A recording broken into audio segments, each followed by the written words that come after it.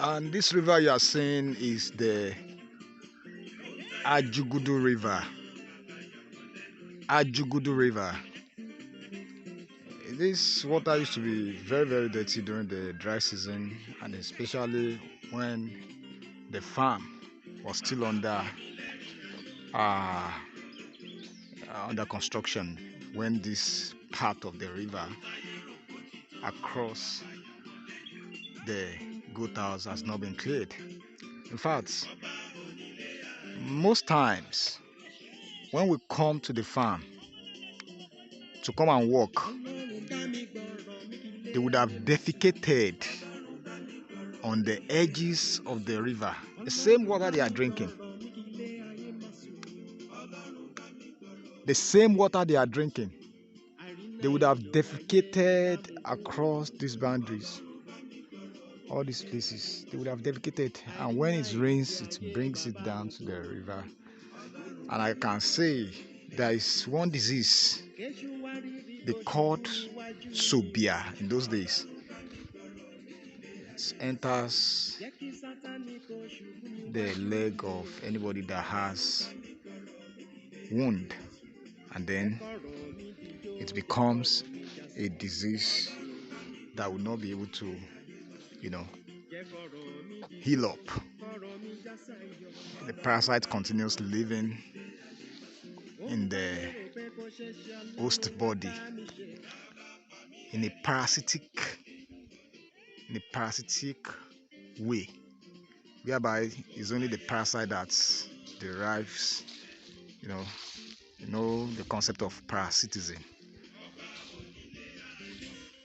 So when we came in, we cut down the place, we bring in lightning, and everything became better. So they stopped defecating on this part of the farm. They started defecating here, and since we don't really have any concern with this place, at least for now, so we let them be. So this is the water trough. It comes from this side. It's slopey, like not too slopey like that. So all through the year, this water flows, because it's like a channel of a tributary that serves the water table around this region, this community, and this community. And then there's another community on the far right. So it's like the slope of those three communities in terms of water movement, underground water movement, comes out through this place. And you understood that this is the water that serves the community.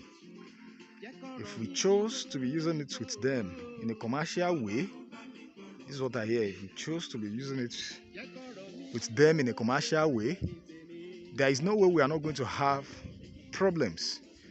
Because by the time they come to the river and they see that the machine has dried up their river, especially during the dry season when there are some other communities nearby who comes from a distance nearby to fetch this water. So we decided to make use of this overflow. That is the place where they scoop water from. This overflow here is what we, as the International Institute of Regenerative Agriculture, dammed. We put our dam somewhere around this place. I'm taking you there now.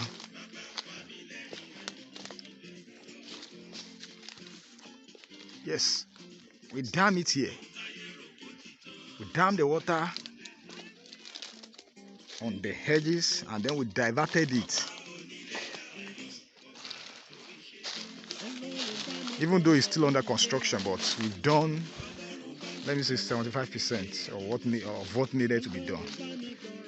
We block this edge, although the water comes to this edge, so we block this edge here. This edge here, we block it too. There is no way the water can actually rise to this edge, because this is more higher by default. Then we made a trough that fits this area. This is a trough, This is a trough. So we put an outlet here. This is an outlet, 5 inches. Currently the water is passing through this space here. Currently the water is already inside, but it's passing through this place here.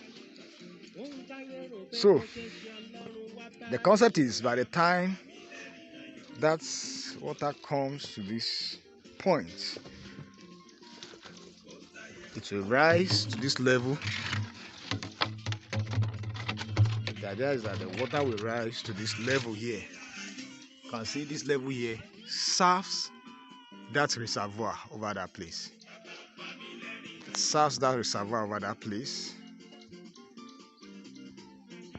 And that is a 5,000 liters of water. So the water we're actually using, which is from the river and not exactly from the river source, is just a wastewater, a kind of wastewater that is not needed, that would eventually dry up during the dry season along this natural path that it has been passing through. But instead, we bring it inside the farm, have a reservoir that can contain it till when it is needed. This is a reservoir which is 5,000 liters of water, and it is a very massive work we have put in together over a period of weeks that we've been on it. So thank God it's completing now, and I can tell you this is the beginning of the new thing in my life. Yes, this is a new dawn. New dawn by Dr. Yinka Ayefele MON. Oh yes.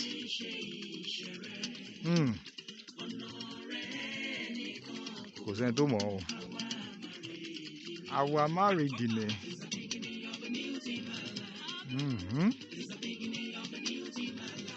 This place here is the house, farmhouse, office, and the breeding arena for the goats. While this side I'm pointing the camera to is the actual farmland for crop production. Crop production. And in a matter of weeks from now, or let me say days from now, we are moving from setup, which has been 100%, to operation.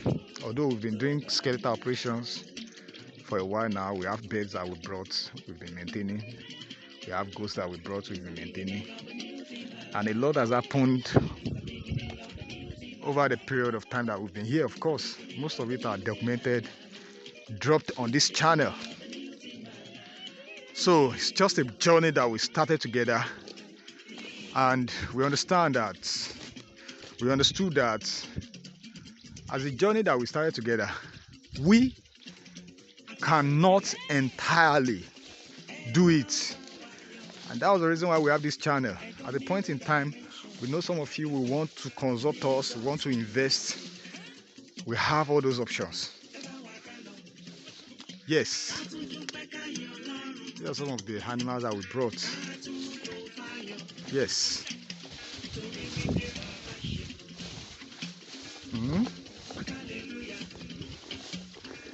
It is not a one-man show. It starts from a dream, and what you are saying here is a dream coming true. It doesn't have to be only me alone or only us alone doing it. That's the reason why I'm looking forward to investors, people who understand business of land banking, in agriculture, in real estate. Of course, agriculture itself is a real estate. Okay. A lot of people has come in the past, they scam people.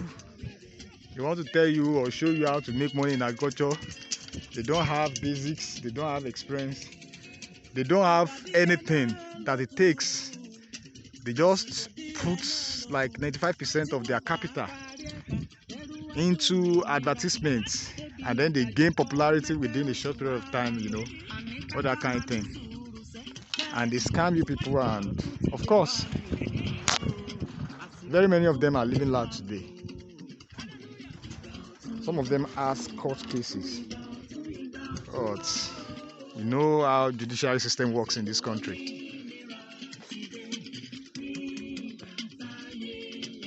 Even some of the farms, most of these con artists uses as their basis of operation for people who make inquiries, physical inquiries, were even rented. There's one in Ekiti State, which was formerly occupied by someone that was known, state government that time, was managing, I don't want to go into details. And this same person used it to scam people of millions of naira, if not billions. That's the reason why we don't start this project with shout out to people coming to invest. We simply just go ahead. And of course, you see what we are doing. These are administrative block. In front of it is a breeding pen. Here is going to be the breeding pen, designed by Truly Yours. This here is 35 feet by 14 feet, and it's going to have 4 breeding chamber.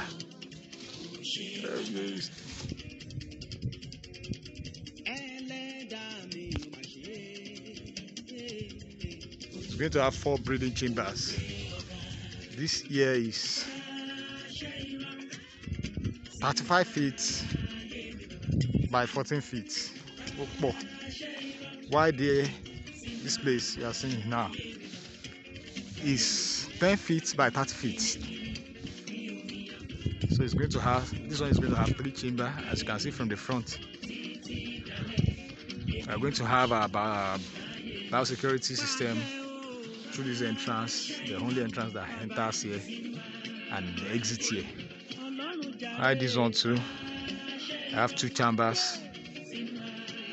It is very massive. We cannot be a child of God and we don't know what we are doing. Who does that in the kingdom? You want to take over the kingdom and you are not doing anything, you are not productive. How can you take over? Yes, a dream come true. When we first came here, they said we are mad. Let me just put it straight the way they said it. That was when I first came here. Inside the jungle, using cutlass to cut, pierce through. A lot of videos of that are already on this channel. If you have not seen them, that's the reason. That's because you've not taken your time to see what we are doing. And this is also the part of the farm. Have irrigation. Hi! Those are not our sheep. Hi!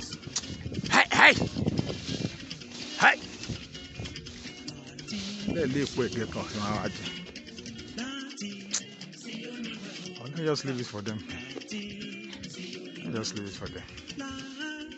It's just a matter of time.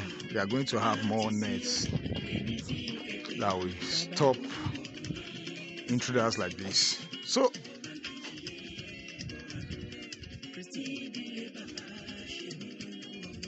thank you so very much for watching, and please do kindly subscribe. Bye bye.